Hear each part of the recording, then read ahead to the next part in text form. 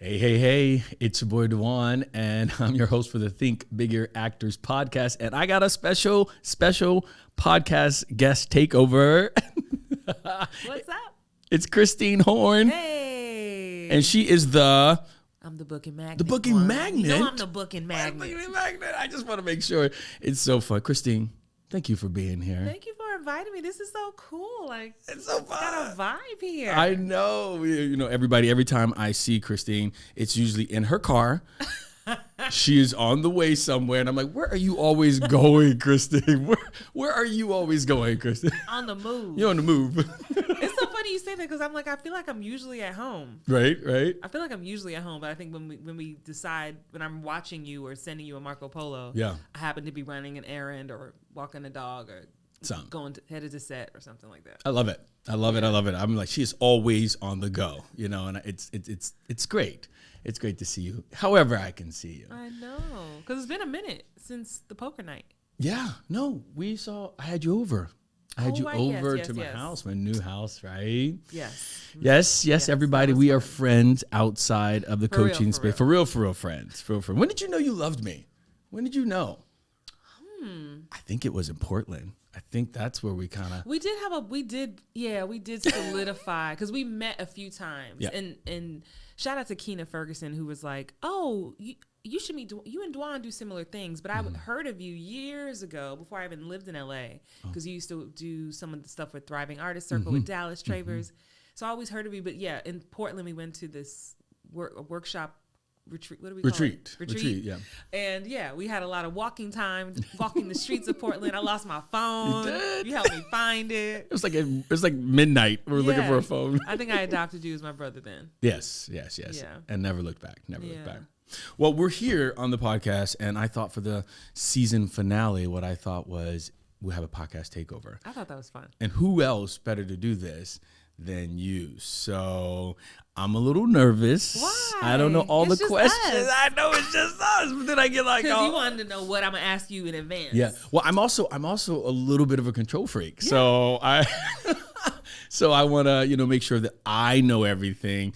And, they got all these cameras on us. So if you switch. I teach my students, the eyes tell no lies. You know what I'm saying? And the camera is a lie detector. Yes. So make sure you're telling the truth. Yes. I love that. Yeah. Okay. So how are we going to do this? I know you asked your community also, like, what kind of things they wanted to know. And I have some things I wanted to know about you and vice versa. So I think it'll be fun. Let's just be easy and breezy. Yeah, let's do it. Okay. So when did you know you wanted to be an actor? I'm giving it over right now. Go ahead. When did you know you wanted to be an actor? Like, how old were you, or what was going on in your life? How did you know? To be honest, I knew from a very young age. Before I was 8th grade, I would say 8th grade, I did a play called The Wizard of Oz, and I loved it. It was something about being on stage where you have a synergy between like the audience, immediate, they're giving back and forth. And, I would do something. I can still remember like they would turn their back and then the scarecrow was pointing this way and then they would turn back again and then I was pointing this way. And you just would hear immediately the audience like laughing at that little bit. Yeah, that energy. And I knew then that I could do this. I could really, really do this. And then I went to the next grade and I didn't get cast in anything. And it was like, that was my first disappointment because you come out of 7th or 8th grade and you're like, I just played the scarecrow. Right. Hello, somebody. Do you know what I mean? I played the scarecrow. And then I didn't get anything. And then I didn't get anything, and then I was heartbroken. So that was my first taste of show business, but in school. I love acting. I love it so much. How about you? Look at me trying to turn it around, y'all. I know, but before I go answer I have a follow-up. Okay. So, you love acting. Was there a point along the way where you were like, you had another option, something else you were planning to do? Was acting something that you knew, this is what I'm going for after high school and everything? Or was it like, I'm going to try this, and then acting just kept coming back? Great question. You know what happened? Being from a black family where acting, they were like, how you gonna make money from this? What do you do? No, you gonna go to school and be a lawyer. and then you can do that acting stuff on the side, is what I was always told. And so I went to University of Florida for English with the idea that I would get into criminology and go. But I snuck. When you go away to college, I snuck and took an elective in theater, right? Okay. And then that part just blew up, and I was like, I'm not going to do that. I'm not going to go into a courtroom, read all these books, and not be happy. And so I backed out of that, and I have been going ever since. Gotcha. I think that's something people can relate to. Like, sometimes that's all we're doing, and sometimes we try, and then just comes back around. Yeah. For me, I always knew, like, in kindergarten, when they asked, what do you want to be? I want to be an astronaut. I want to be a firefighter. I was like, I want to be an actor, singer, dancer. You said that? From as long as I can remember. Wow. I was the kid growing up in the Bronx, talking to myself, my Casio keyboard with my tape recorder, 2 buttons to record. I was doing my own late night talk shows by myself. I'd invite my friends over and would wear them out. They'd be like, okay, tired of this. But that was always creating, dancing, talking to myself. My mother would record me as a little kid talking. And she has still, the little mini tapes. She still has tapes of me. Like, I might've been like 4. And my voice was super deep back then. Yeah.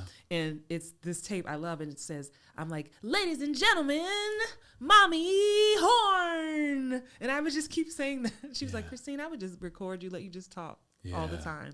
So I would do storytelling contests in school and, plays in school, kindergarten and elementary school. And something about contests, I always came in second. And I feel like that always kept me humble. I didn't get first place most of my childhood. Yeah. And so I stayed hungry.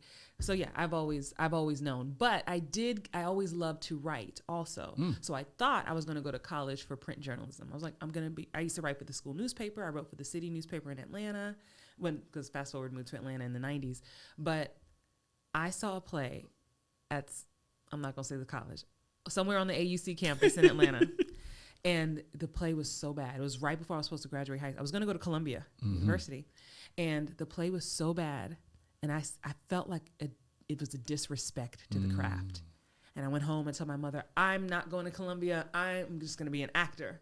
And she was like, it's that boyfriend of yours talking you out. Because I was dating an actor at the time who's very famous now. I won't say his name.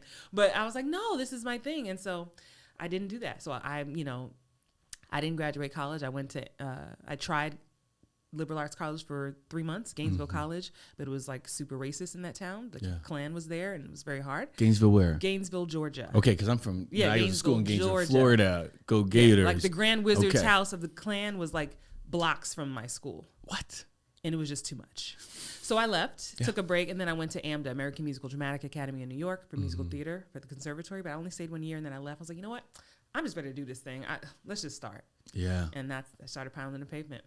And by pounding the pavement, you mean Lion King. By pounding the pavement, you mean, got your own album. I mean, okay. But before that, I think it's important to talk about the before. Yeah, It was like literally, if you don't know what that means, living in New York, you literally would pound the pavement. You walk, you get the backstage paper, who had an open call, because I was non-union at the time. And so literally just going for it. Right. And of course, fast forward through things, it worked out, but that's the journey. So I've always been on this path. I love that. Yeah. I love that origin story for you. Yes. I'm going to learn something new every day. Same here. Criminology? Come on. I did. So Bosch, when you did Bosch, I must just felt like, did that feel like just a part of that world kind of? When I got to detective, it did. Yeah. Right? I was like, ooh, I can get in the courthouse and stuff like that. But then that's what you think. Right? That's what you think when you're playing a detective. I'm out in the field a lot more, running around. Here's the blood and all this stuff like that. Oh, the perp and all. So it wasn't exactly, in the courthouse like I thought I would do. But yeah, I'm looking forward to playing a lawyer soon. Let's claim that. Come on, lawyer. Let's put that out there. I was going to ask you what you're doing next. Lawyer. Yes. Awesome. I just played a lawyer for the first time. Did you? It's the Lincoln Lawyer's coming to Netflix. That's right. Michael Conley's. Yes. I'm recurring on that, and I got to play a lawyer. You did. Yes. I was like, okay. Legit. We were shooting, the first day shooting, and I had a ton of dialogue, and they're giving me all the props, look official, my case file. And the 5-year-old, 6-year-old in me was going off. I was so excited. to myself, and luckily I had my mask on, so you couldn't see how big I was smiling under my mask as I'm looking through my props and connecting to them. And I'm looking at it, I'm like, I'm a lawyer. I was so tickled. I was like, I get paid to do this. I'm like, Your Honor, I know. Please. I object. Just walking You're around. so saying good at yes. this. I know. I've been practicing for years. I can feel that. I can feel that. Yes.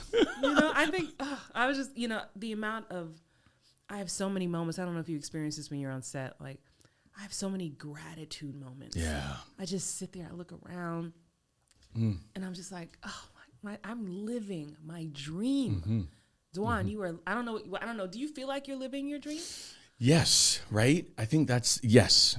Before we go into it, because I think what happens is, once we get inside of our dream can look a little bit different than what we thought it was going to look like, right? And we always have to start with gratitude, but we don't let that dream lock us into some version of it that keeps us down, right? And so before I started making money, right? Before you start really doing this in the industry, you say stuff like, when I get on that set, I'm never gonna leave. They can pay me whatever they're gonna pay me. Right. But then you get there and they're not paying you what you're supposed to be paid, and you like, you still eating ramen. I'm in this dream, but like, you know, and so those two things can exist.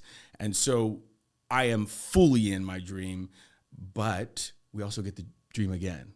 We also get to put more dreams out there. When you are in your actual moment, you get to say thank you, gratitude, more please, and go, what more would I like? Yeah. Right? Sometimes we stop at that dream and we don't dream the next dream. Right. Or dream bigger now, or go for the next vision. Because if you're in your dream, you're already there. Keep going. Like, I gotta keep going. Yeah. Or you can get stale easy. So I do feel like that. I'm not shocked that I'm here. Come on. I am constantly amazed. I'm like, look how good this is. Not shocked, because we work, you know how we work. Yeah. I don't want to give anybody out there the thinking that they work hard or as hard too. I think we work easier, if that may, let it be easy is what I'm trying to say. We let things be easy. We manifest a little bit different. Things come to us in a smarter way. Which has been a journey now. Which has been a journey. And I think anybody listening or watching should know, like, it required doing inner work. I don't know about you, but for me, there was a time, and I'm very transparent about this in my book and with my audience often, is, 2010-ish, I filed bankruptcy. I had owned these properties. I was just too much to handle, being off tour and not having the income and savings dwindling. And I was being broken down. And I always say, like, when a building is, they want to build a new building, you have to demolish the building. You can't build on the same foundation. You got to take it all down and rebuild. And it was a waiting period of, like, waiting to be demolished for a while. And I just went in. Books, personal development. I was like, I need to read something. Somebody need to help me, because I don't know who else to turn to. This is beyond calling my mom up and talking to her. Like, so if, just for anyone listening, like, if you're going through a rough patch, or if it feels like it's, we all have these moments where it feels like, when? Yep. Oh my gosh, I'm tired. Yep. When is my turn?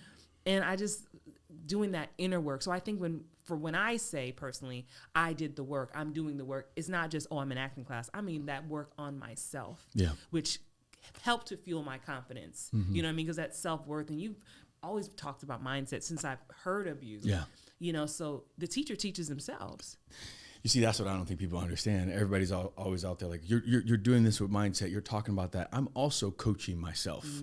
Right? I'm literally out there doing this so I can remember it, so that I can get on the other side of it and still be in it. Oh, right, DaJuan, don't forget to tell yourself this as well. And when I hear, and everybody out there, when you hear doing the work, make sure you're doing the work for yourself, not doing the work so you can book a role. Right? Like, all that other stuff is just icing on the cake. Like, if you do the work, there's so many other benefits that come with it. Like, oh my gosh, this is so exciting. But what we do is we do it through this lens of, I'm just going to do this work so that I can book this role. Because I heard if I do this work, I'm going to book this role. Right. And I don't think that's not where I come from. with mindset. And I have loved talking about mindset since I'll back up because I think since we're sharing, this is season finale of this. I come from a very volatile home. Like when I was a kid, so much domestic violence in that house. It was always so intense. So I lean towards the negative. You know what I mean? That's just where it's just my mind. It's oppressive. It was just very scary. I am built that way, right? And so when a book in college was given to me and it was Don't Sweat the Small Stuff, and it's all small stuff, I remember thinking, wait, I don't have to think this way. Wait, I don't have to be this way. I can shift all of this. And I started with something extremely small, driving. And they're like, next time somebody cuts you off in traffic, just think to yourself, they must be in a rush. I remember when I was in a rush. And it just started to shift my driving, right? It started to shift my thoughts on that. And I was like, wow, what if I did this with every other part of my life? And you heard how far I went back, right? Because people were like, oh, I need a mindset, and I need a tip or a trick or something like that. But no, this is way back from, when I was an undergrad, and I just started building upon it and doing more work and doing more work. And that's why I think even with acting, especially with acting, so much of it is mindset. It is like 90% of it is so much mindset. That was one of the questions I was going to ask you because you are the mindset guy. Yeah. I was going to ask, what's one of the limiting beliefs you have to work through? But would you say you find yourself, that's still active work? Are the thoughts that used to come to you back 10 years ago, are those still the main ones that try to sneak in, even though you know better? Yeah. You do know better. You do better. But here's what I also understand about this stuff. We think that we should be over something, right? And what happens is that thought keeps you locked. It keeps you limited, right? So when a new thing comes up that you're like, damn, I thought we have covered this, but it looks like this. Oh, now it looks like this. It's shape-shifted. It looks like this. That's okay. Just remember that you have the tools to attack that. You have the tools to get over that. That's what what I hear you saying is also the default settings. My default settings come back up and I'm like, oh, I'm not there. We work with a lot of actors. I love you all out there. We work with you too. We work with a lot of actors out there. And sometimes I was in the shower the other day and I'm having a meal with my my reps. My team wants to take me out to lunch. And I was in the shower and I was having the thought of well, I hope they're not going to drop me. What do you think's going to happen at this meeting? Like and I was like, whose thoughts are these? Right. That was default, right? That was also my tribe talking, because they've said that stuff and I've taken that on. And you have to stop sometimes like, oh, these are my thoughts. Back up. Let me come back here. No, from a boss perspective, from your aligned perspective, what do you want to think here? They taking me out to a fancy restaurant? Okay, right. What will I order? I'm gonna come hungry. I'm having everything, and for my first course. but it's important because I think people think that I'm already actualized, right? I'm already there. No, those default thoughts, those default things, they are hardwired in me, and it's like rerouting water to get these new thoughts in place. But what I know to be true is I can get through that water. I can get through those thoughts. I just have to be in alignment with myself so that I can move through that. If not, then I'm just going to be down. You know what I mean? Yeah. So, yeah, I wanted. That's so good. I want to transition. I want to talk a little bit about your process. Oof. Now I made this came to me last night. I was like, you're known as the tear jerker, the water worker. Come on. Grey's Anatomy. Don't make me cry. Come on, tear jerker. So I wanted to ask you about your process in triggers. And so I know for me, I feel like I have an emotional file cabinet of things always I'm like 2 seconds from crying. It's 2 seconds away from some emotional thing that's within me from life experience or whatever. But I also have some things that I do when I'm on set to make, 8-hour, 10-hour day over and over and over. When you did Grey's Anatomy, it was, ooh. Okay, how many days, how many weeks of crying? Just crying. So talk to me about what was your process? Is your process maybe when you're auditioning versus being on set and needing to have that machine working all day? Yeah, and these two are very different, right? Because Yeah. self-tapes right now, what we can do is, I like to say self-tapes aren't self-tapes anymore. They're work sessions. If we can stop thinking about them as self-tapes because we're putting our best work session up there, that's what we're doing. Before we were like, do a self-tape quickly and we're like, turn them in. Now these are masterpieces. They can be. When I'm in that self-tape mode, my process is I always, and I know people, don't agree with this, but I always need to get the lines down so that is not a problem for me. That's not much, yeah. So that I can just make all the rest of it up. I load every single word. I load every single moment.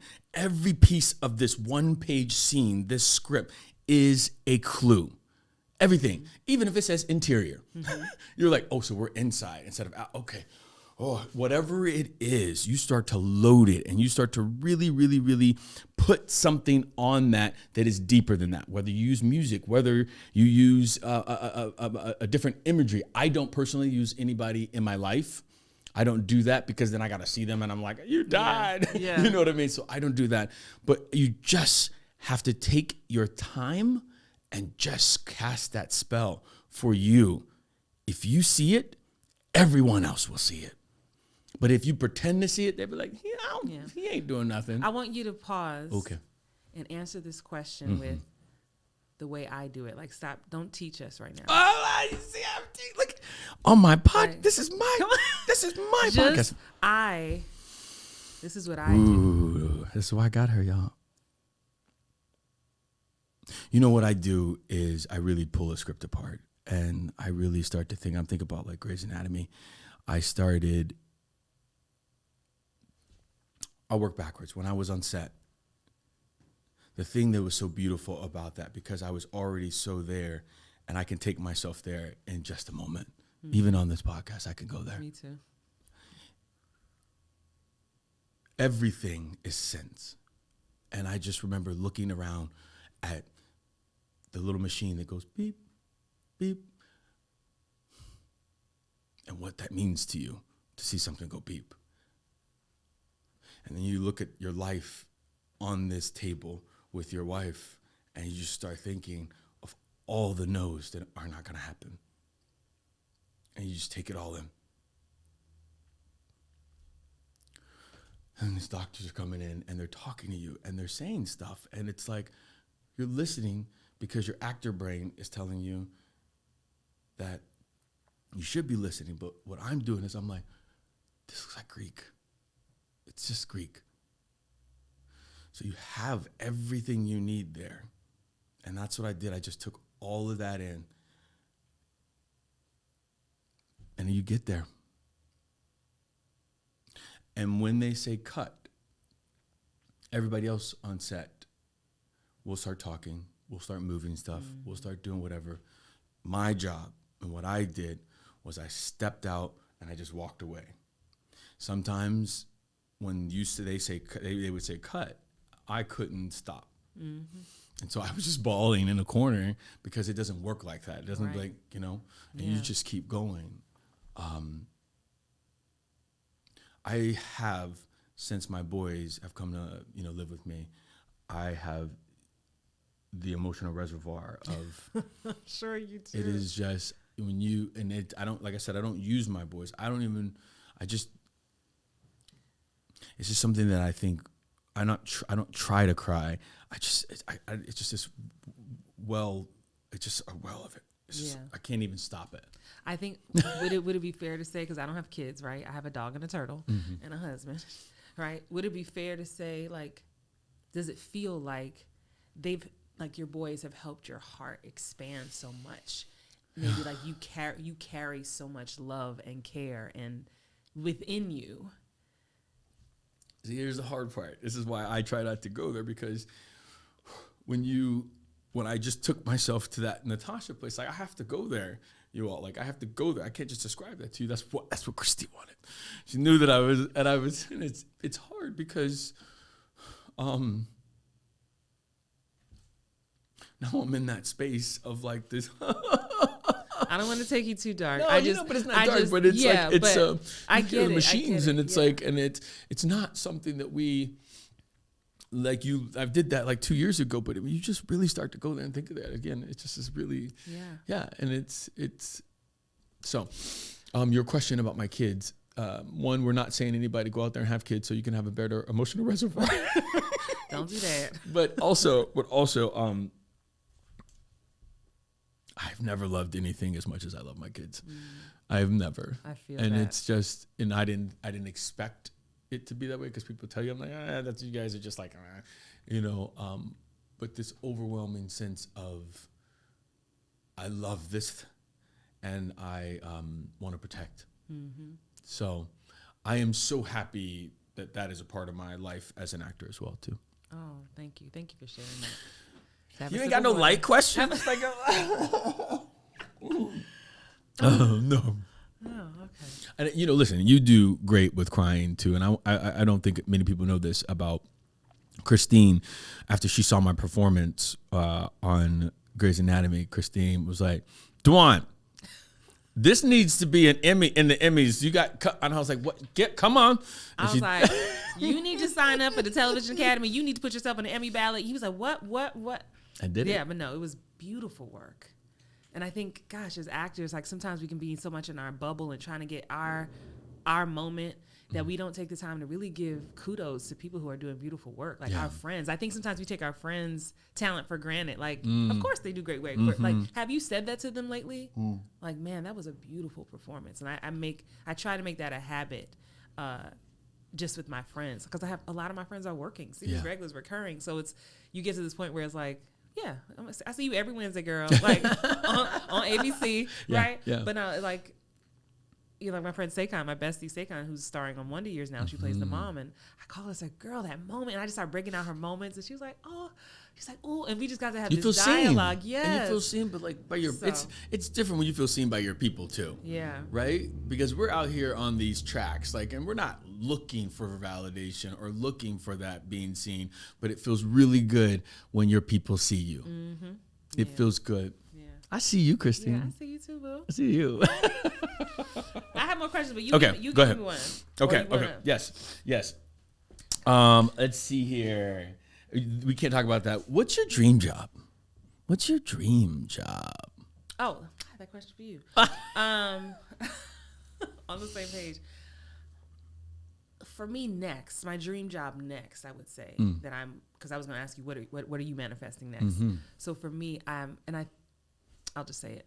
I would love to do something that is like in the thriller lane, with a salt-based sprinkle of sci-fi, right? That really just challenges me in many ways. A character that is just dark and layered, and complex. So I don't know what network that's on, but what I'm more focusing on in my manifestation is the energy of that kind of role and that responsibility and that fun. So I like that. Yeah. I like that.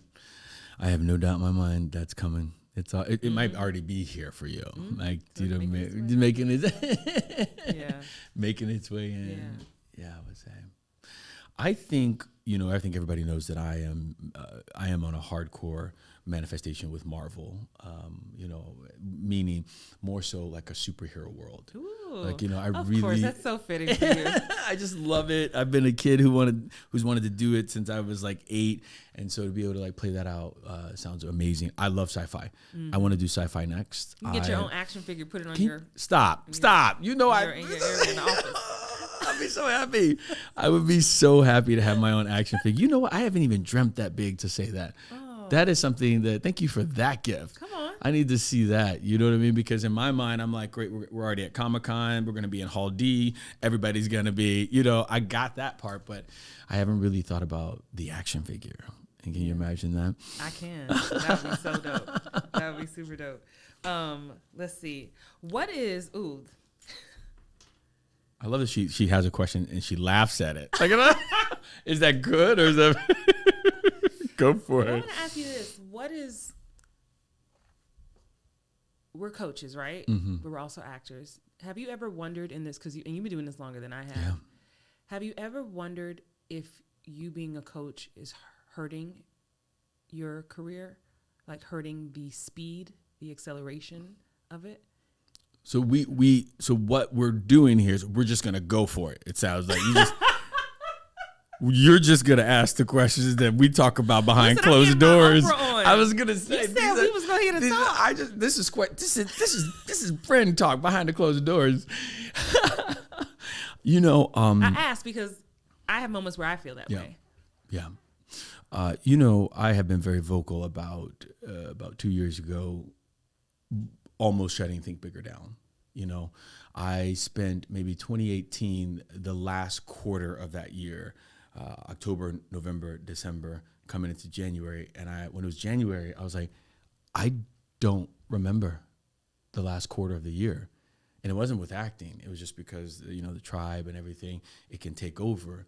And the thing I know to be true about coaching is we're good at it, right?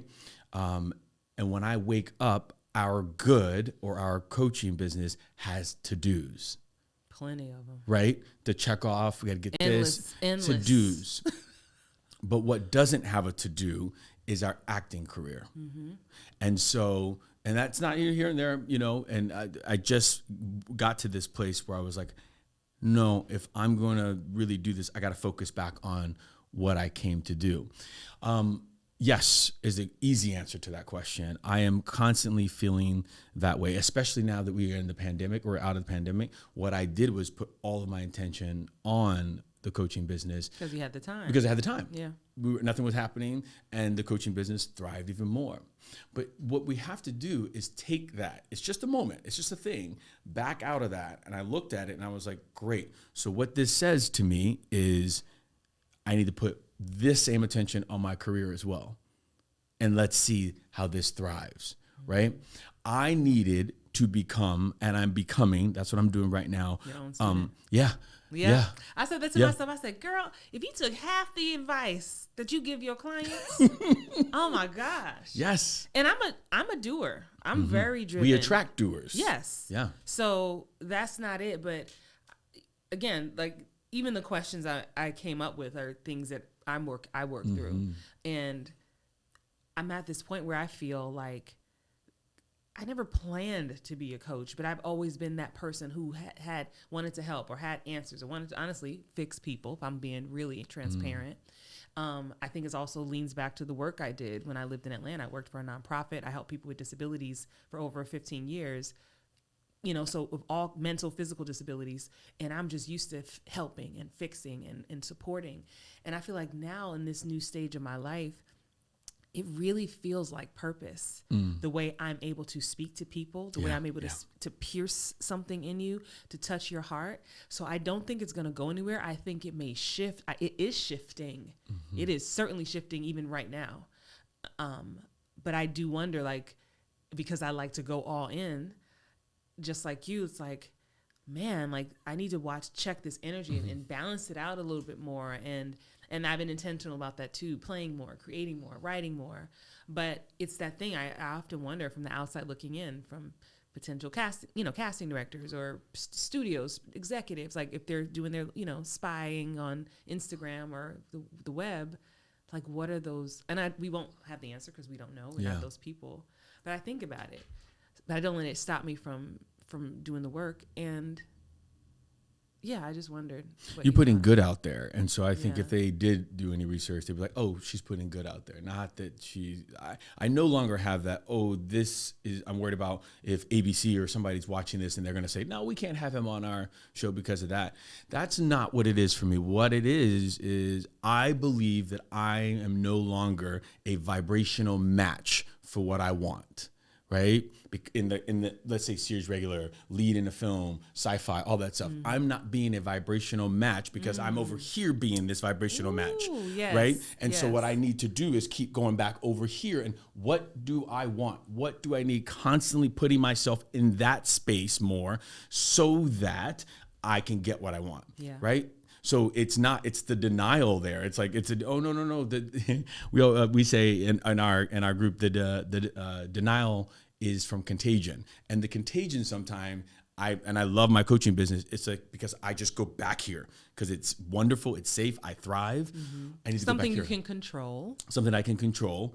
And, you know, and sometimes you find yourself, I'm sure you like, we just asked this question of, why isn't this happening? What's going on? Well, I got so close on that thing. And I just like to think to myself that I can't worry about that stuff anymore because I'm not going that way. Mm-hmm. We're not going that way, you know? But what we do as actors, as people, we like to go and keep looking back that way, keep looking back that way. Yeah. That's a habit. Stop looking backwards. Mm-hmm. Be a vibrational match. Yeah, I like that. Yeah. That's the work. That's where I'm at. Yeah. Right now. So. It's good. It's good. I had a good question. I saw that one of the tribe members asked, and I wanted to put it in here. That was, how do you deal with such uncertainty in the industry? You know, of course, you have faith, you will book, but that's not really in our control. And how can we stay committed to a lifetime of few shows here and a few shows there if we're lucky? So how long will you do this for if you don't get jobs or have the Listen, career? I'm Cicely Tyson up in this thing. Let's be clear. You gonna have, she passed on set or she, whatever. No, I'm serious. I don't see a retirement date for me. I told you where it started for me. Like this has been in me. Mm-hmm. I believe this is the gift God gave Christine Horn. Mm-hmm. I really do. Mm-hmm. So how do I deal with it? Yes. Does it suck sometimes? Yes. Do I cry sometimes? Yes. Am I frustrated sometimes? Yes. Do I get tired? I have days I wake up like, I'm tired. Yeah. Just somebody call me, please, and just offer me something. Yeah. I'm tired. I don't feel like auditioning for 10 things this week. Can we call in offers, please? Like, that's real. Yeah. But that's like the business and just the emotional frustration of it. But I love this so much. So the way I combat that or attempt to combat it is I do something else. Mm-hmm. Or I create. I write. Like I was telling you, I have 2 albums that I put out. I haven't released a musical album in a long time. Mm-hmm. But I write. I'll do whatever. I'll just do something creative and not to remind me. When I put my albums out, just for those of you listening, I do sing. Some people don't know I even sing. My first album, I was working a day job at an office at the nonprofit. Night job, I worked as a waitress. And I was like, my waitress money, because I was making good money back then. And if I knew about money, what I know now, oh my gosh. But I was like, that money, I'm going to put my own album together. I was like, I don't have to wait to get signed. I'm going to just get a band. I put a band together. I rented studio time, released it myself, started my own publishing company. Like, I have to remind myself of that version of Christine who's like, I don't have to wait for permission. We are artists. Yeah. Yeah. And I was like, if I want to sing, I'm going to sing. I don't got to wait for somebody to call me to sing. Mm-hmm. Same thing with acting. And I think the older we get, that becomes a challenge because you start worrying about what people will think and fear of judgment. Is it good enough? And all that stuff. You used to sing more on your reels and your lives. I remember you used to sing. Remember you were like, my clients keep on booking or something like. I mean, you used to sing and let us know like, more. But now in my Book More TV community, because I do Q&As twice a month with them, I'm always singing something. Mm-hmm. There's something. They all know the song. I'm doing all the right things. It's just a matter of time. Hey. I'm doing all the right things. It's just a matter of time. Like to remind myself and remind them, like just keep going toward what you're working toward. But so to answer that question, I create. And I take breaks when I need to. I allow myself to feel whatever the emotion is, but this isn't like a choice for me. Mm-hmm. Mm-hmm. So for someone asking, well, how long do you do it? Well, so you don't want it. If this is making you unhappy, like for real in your core, that you can't shake, that this is, I think you should stop. Yeah. Or take a break. It's gonna be here. I wish there were a better way to exit this career. Right? Like for it sounds like a lot of angst for people. Like if you leave, are you going to feel like you quit? You were a quitter. You didn't give it enough time. Like, I wish there were a smoother exit package. Yeah. Do you know what I mean? So that their hearts are intact. Or maybe we should come up with a mantra. You did it. Yeah. You killed it. Now you decided to move on. Yeah. Something like that. Yeah. Your heart sings for something else, because it sounds like a lot of people are really stressed about that. I don't know if you find that in your community. Yeah, for sure. And and that's why I try to show up as light. I try to show up as a beacon to be like, you can do this another day if you want to. Yeah. I'm constantly telling people, if you need to take a break, take a break. If it would feel better for you to go to get a day job and get some benefits and save some money, just so if the money is stressing you out, like you shouldn't have to sacrifice. I don't subscribe to being a broke actor. I don't subscribe to the struggle. The struggle bus. No, so do what you got to do, especially for us adults. If you're an adult listening to this, like you have to take care of that. Yeah. So. And what you do when you go away is like you take it to the nth degree. She'd be up in the Bahamas, she'd be like for a week. Bermuda, Jamaica, Costa Rica. I went to Costa Rica right before COVID. Right before the shutdown. I was so glad I did. And listen, it was the middle of pilot season. Mm-hmm. And my girlfriend was like, one of my friends, her name is Phoenix Kesver. She's an international pole champion. She's like, girl, I'm going to Costa Rica. Do you want to come with me? She's like, all you got to do is pay for your flight. And I was like, to go to this villa in Costa Rica? And I was like, it's the middle of pilot season. And I prayed on it and I slept on it. And I said, you know what? I'm going to just bring my ring light and my camera. They going travel studio. What's for me is for me. Mm-hmm. And I was like, no, like this is a once in a lifetime opportunity. Like the way it's showing up right now. Yeah. And when I tell you, and I had auditions every day in Costa Rica in the middle of the jungle. She was like over me. Yeah. I don't want to read no more lines. But when I came back and then the world shut down, I was like, oh, I have to live my life. Mm-hmm. We all have to live our lives, like, and not be in this fear. Because I think the bigger issue for us as actors is because we sacrifice so much for this thing that doesn't always seem to love us back. Mm-hmm. And I think if we start loving ourselves and almost like teaching the industry how to love us by loving ourselves first, taking the time we need, dating, going on trips without this fear of scarcity that is put into us by our team and our management and our agents. And it's like, find a way. Like, yeah, I'm going to the jungle. They got Wi-Fi there. Okay, I got my camera and my ring light. Yeah. Boom. Do you find that nowadays that your team does that anymore? Does what? Like scarcity, or tells you don't go out of town or anything like that? I ask because my team not anymore. Because I'm in a more confident place where I'm like, I'm not asking permission. Mm-hmm. Here are the dates. Yeah, these are the dates. And of course, keep in mind, I'm also a professional, so I know the seasons. Right? I'm not going out of town for all of February or during, you know what I mean? Yeah. So I do know. So if I'm not gonna be here, I make contingencies. Like, yeah, I gotta go out of town next week. I told my team, like, I'm not filming. This is my show. My shoot dates are after that, so I gotta go see my mom and hug my mother. Yeah. So I'll be back. And you do it. And I think everybody out there that, I have a Selftape travel studio. Christine has, ways for a studio, like to give you tips on like, what to take when you go travel as well. Like you can do this and not feel like you have to stay here to get that audition. Stop missing these birthdays, y'all. No. Stop missing these. You can't ever get it back. Yeah. And I remember being on tour, when I toured with Lion King, being gone, missing every holiday. Yeah. And I enjoyed that moment in life, but I didn't enjoy missing everything. I'd come back and kids is grown and talking now, like, oh my gosh. So I'm really, we got to live our lives. We got to live it. Yeah. You had a question that was going to make me laugh. Which one was it? You're like, oh. You can't. Okay. I feel like we kind of touched on this, but. See, it's still making you laugh. I need to know what is it. How do you manage balancing fatherhood, being married, and your career? Like, how do you balance that? The answer I think that I've said in the past is not well, right? What I am graduating into understanding about myself is I have 4 zones in life that are my kids, my relationship, my business, my career, those zones. That what happens is all of this time, all of this thing that I want to say about it is by agreement. And I do believe now that there is enough time to do all the things. What I don't believe anymore is I have the bandwidth to do them all anymore. Okay. And what I used to multitask and be like, here, now I can do 2 things and I'm spent.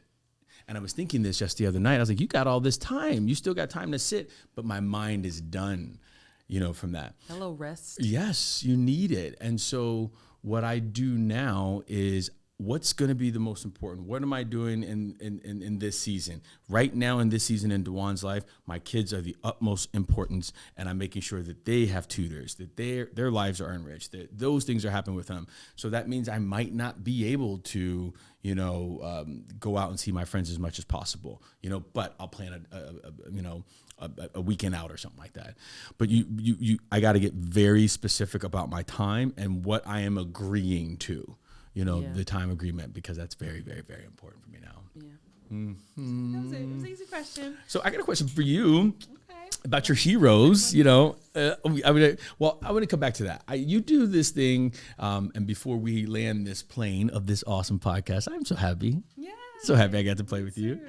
I want to know about this Actors Daily Bread, because that's how I found you. You were like, who's this lady going on live every day? Every day. She just got a live, and it was like 5 minutes, and it was not maybe less sometimes, but you were like walking and talking. It wasn't like what I love about you. You were like, I don't have time to be worried about if this super polished. I got a message for you. Yeah. And I thought that was so amazing.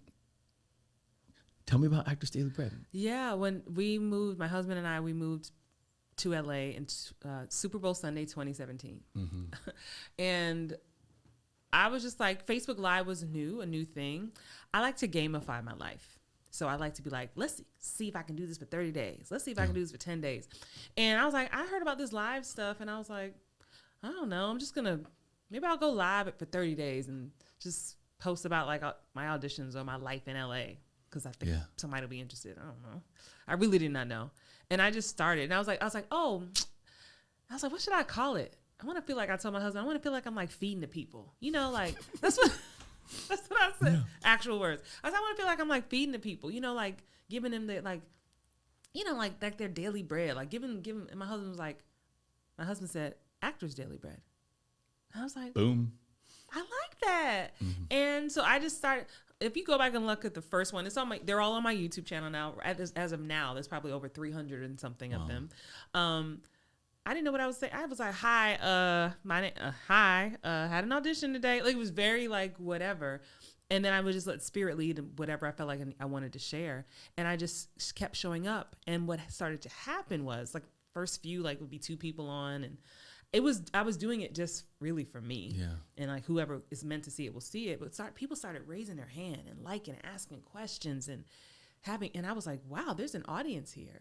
People are very curious. Okay. And I just kept going, and I would answer their questions, and it just took on a life of its own, and a community got created from it. Yeah. And at first my community was called Actors Daily Bread. I was like, I don't know, Actors Daily Bread. And that shifted into Hollywood Bound Actors and where we are now. But that's how it started. It just started with gamification. Can I do it for 30 days? Yeah. This live thing, I'll test it out. I'm so glad you did. Yeah. So, and my goal with it has always just been, as I became more intentional with it, it's just been to show people real.